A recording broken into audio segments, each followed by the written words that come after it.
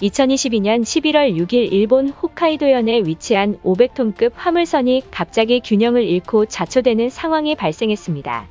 올해 일본은 선박이 심심하면 균형을 잃는 모습이 자주 보이고 있어 일본 내에서조차 상당한 논란이 되고 있습니다. 일각에서는 쓰나미로 인한 사고가 아닌가 하는 추측마저 쏟아진 가운데 일본 정부는 다급히 쓰나미 예보는 없었다며 이번 사태에 대해 논란을 일축하고 있는 모습입니다.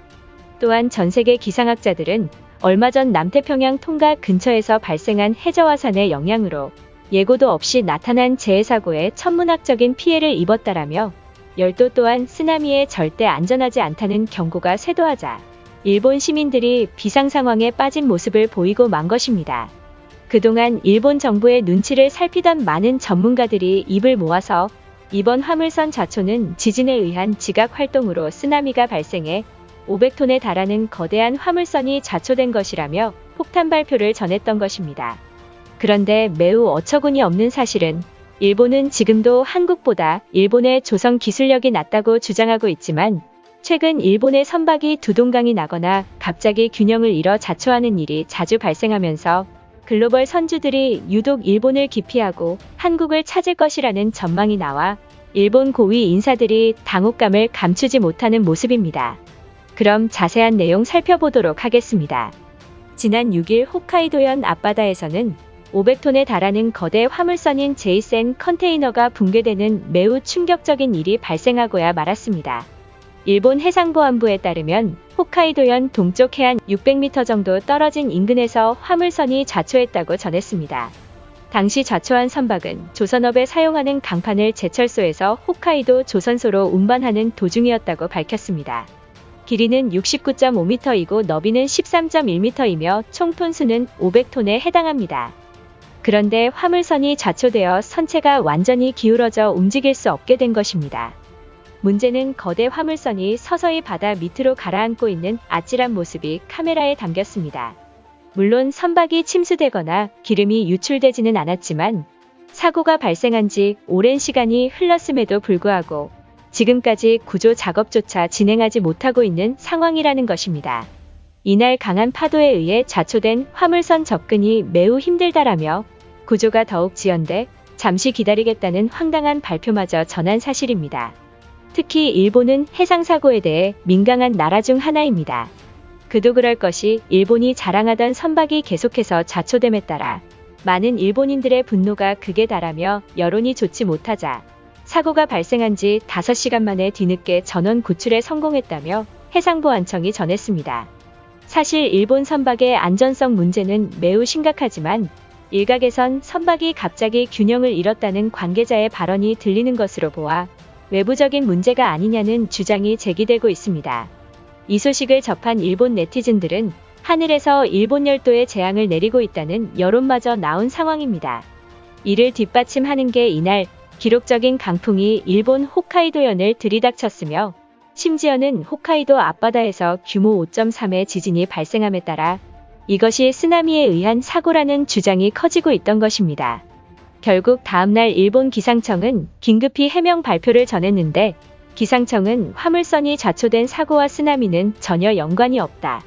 이날 모든 기상청 레이더를 확인했지만 쓰나미는 관측되지 않았으며 SNS상에서 이번 사고를 고의적으로 쓰나미라는 여론을 만들고 있다는 것이다라며 쓰나미가 아닌 단순 해상사고라는 공식 발표를 했던 것입니다. 그러나 기상청의 주장은 거짓말이라는 주장이 나와 충격을 주고 있습니다. 직접 일본 언론사의 인터뷰에 응한 주민에 따르면 이날 오후 1시경 규모 5.3의 지진이 발생한 직후 집안에 미세한 흔들림이 나타나더니 이윽고 파도가 심상치 않았다라며 선착장에는 엄청난 파도가 휘몰아쳤고 또한 해안가에서 원인 모를 물빠짐 현상을 목격했다는 말까지 전했습니다. 그럼에도 불구하고 일본 정부는 쓰나미를 인정하지 않는다며 분노했던 것입니다. 그런데 이번 사고에 대해 심상치 않음을 느낀 일본 지질학 연구팀의 폭탄 발표가 이어졌습니다. 마츠다 히데오에 따르면 현재 499톤에 달하는 화물선이 자초된 것에는 분명 쓰나미에 의한 사고임이 틀림없다.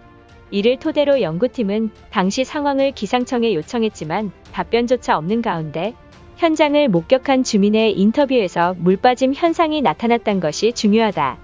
이것은 다름 아닌 쓰나미가 발생하기 직전 전조 증상이고, 이를 뒷받침하는 것이 과거 동일본 대지진 당시에도 물빠짐 현상이 발생한 뒤 곧바로 쓰나미가 발생한 사실이다.